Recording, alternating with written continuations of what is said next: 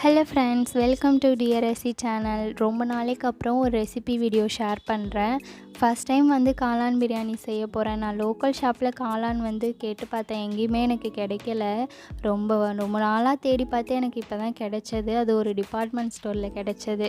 நான் எப்படி செய்கிறேங்கிறத வீடியோஸ் ஃபுல்லாக பாருங்கள். வீடியோஸ்குள்ளே போகிறதுக்கு முன்னாடி நம்மளோட சேனலை ஃபஸ்ட் டைம் பார்க்குறவங்களா இருந்தால் சப்ஸ்கிரைப் பண்ணிவிட்டு பாருங்கள், லைக் அண்ட் ஷேர் பண்ணுங்கள். உங்களோட சப்போர்ட் எனக்கு எப்போவுமே தேவை. ஓகே ஃப்ரெண்ட்ஸ், இப்போ காளான் எப்படி வாஷ் பண்ணுறதுன்னு பார்த்துடலாம். ஃபஸ்ட்டு ஒரு ஃப்ரெஷ் வாட்டரில் காளானை சேர்த்துக்கோங்க.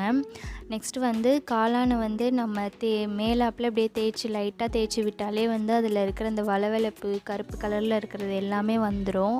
இது மாதிரி நீங்கள் எல்லா காளானையும் இது மாதிரி தேய்ச்சி எடுத்து விட்டுட்டு ஒரு தடவை வாஷ் பண்ணி எடுத்துக்கோங்க.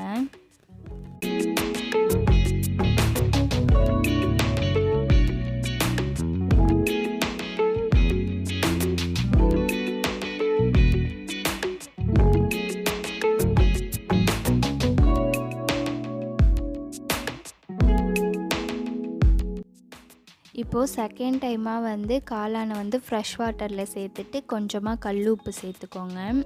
நெக்ஸ்ட்டு அந்த காளானில் லேயர் மாதிரி இருக்கும் அந்த டாப்பில். அதை நீங்கள் அடியிலேருந்து உரித்து எடுத்திங்கன்னா வந்துடும். நான் உரிக்கிற டைப்லேயே நீங்கள் உரித்து எடுத்திங்கன்னா ஈஸியாக வந்துடும்.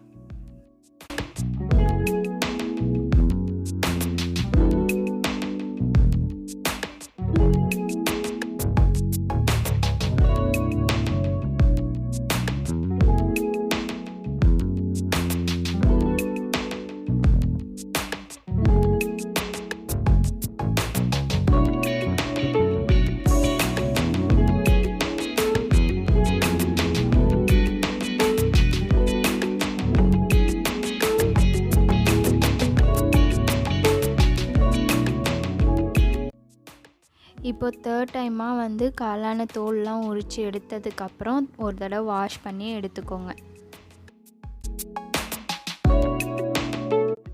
நெக்ஸ்ட்டு நம்ம மசாலா ரெடி பண்ணிக்கலாம். ஒரு மிக்ஸி ஜாரில் பூண்டு, இஞ்சி, அப்புறம் கொத்தமல்லி, புதினா இதெல்லாம் சேர்த்து நல்லா அரைச்சி எடுத்துக்கோங்க. நீங்கள் இது கூடவே பச்சை மிளகாய் சேர்த்து அரைச்சிக்கலாம். அப்படி இல்லைன்னா வெங்காயம் தக்காளி வதக்கும் போதும் பச்சை மிளகாய் சேர்த்துக்கலாம். இது கூடவே பார்த்திங்கன்னா ஒரு பட்டை ஒரு கிராம்பு சேர்த்து அரைச்சிக்கிறேன்.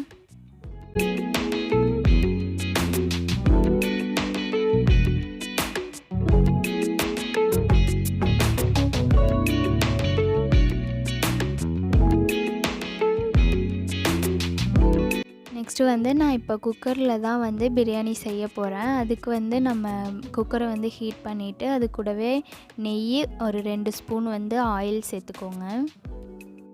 இப்போது ஆயில் ஹீட் ஆனதும் ஒரு பிரிஞ்ச் லீஃபு, பட்டை, கிராம்பு சேர்த்துக்கோங்க. கூடவே பச்சை மிளகாய் சேர்த்து வதக்கிக்கோங்க.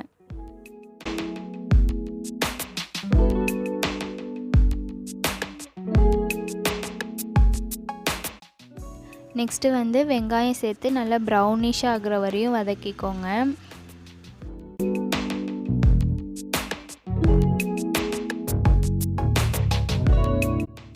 வெங்காயம் நல்லா வதங்கின அப்புறம் நம்ம அரைச்சி வச்சுருக்கிற பேஸ்ட்டை இது கூடவே சேர்த்து பச்சை வாசனை போகிற வரையும் நல்லா வதக்கிக்கோங்க.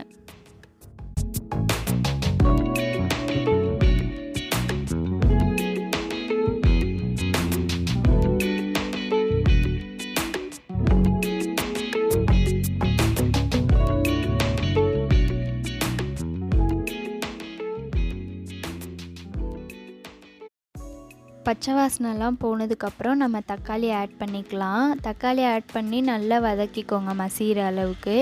இது கூட லாஸ்ட்டாக தயிர் சேர்த்துக்கலாம். தயிர் சேர்த்து நல்லா வதக்கிக்கோங்க.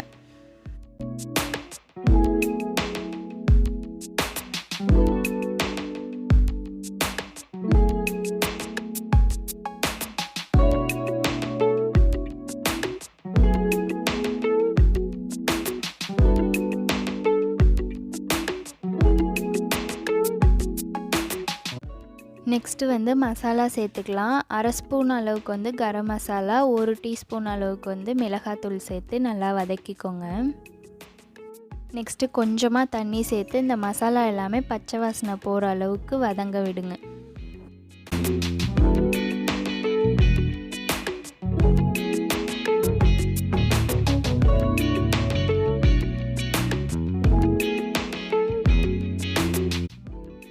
இப்போது காளான் எல்லாமே நான் 2 கட் பண்ணியிருக்கேன் சின்ன சின்னதாக. அது எல்லாமே இந்த மசாலா கூட சேர்த்து நல்லா மிக்ஸ் பண்ணி விட்டுக்கோங்க. காளான்லே பார்த்திங்கன்னா தண்ணி விடும். ஸோ நம்ம எக்ஸ்ட்ராலாம் தண்ணி அதிகமாக சேர்க்க வேணாம். அரிசி வந்து நான் மசாலாலாம் ரெடி பண்ணுறதுக்கு முன்னாடியே வந்து ஒரு 10 நிமிஷத்துக்கு முன்னாடியே ஊற வச்சுட்டேன். அதை இது கூட சேர்த்துக்கலாம்.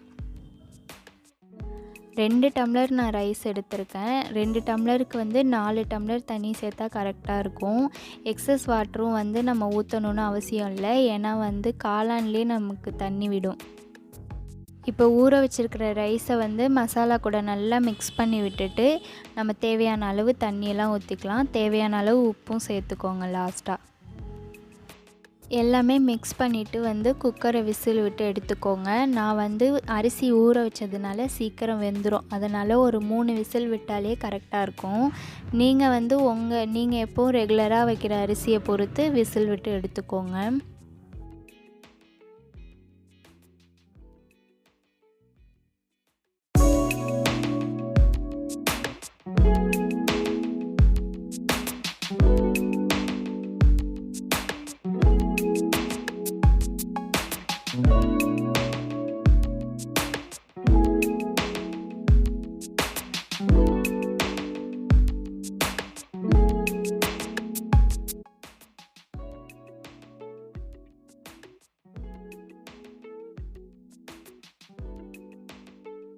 அவ்வளோதான் ஃப்ரெண்ட்ஸ், சூப்பரான ஒரு காளான் பிரியாணி ரெடி ஆகிடுச்சு. நீங்களும் வந்து ட்ரை பண்ணி பார்த்துட்டு எப்படி இருக்குன்னு மறக்காமல் கமெண்ட்டில் சொல்லுங்கள். உங்களோட சப்போர்ட்டை எனக்கு எப்போவுமே கொடுங்க. அடுத்தடுத்த வீடியோஸ்லாம் நல்லா வரும். மறக்காமல் சப்ஸ்கிரைப் பண்ணிவிட்டு பாருங்கள். லைக் அண்ட் ஷேர் பண்ணுங்கள். நெக்ஸ்ட் வீடியோவில் பார்க்கலாம். Tata, bye by.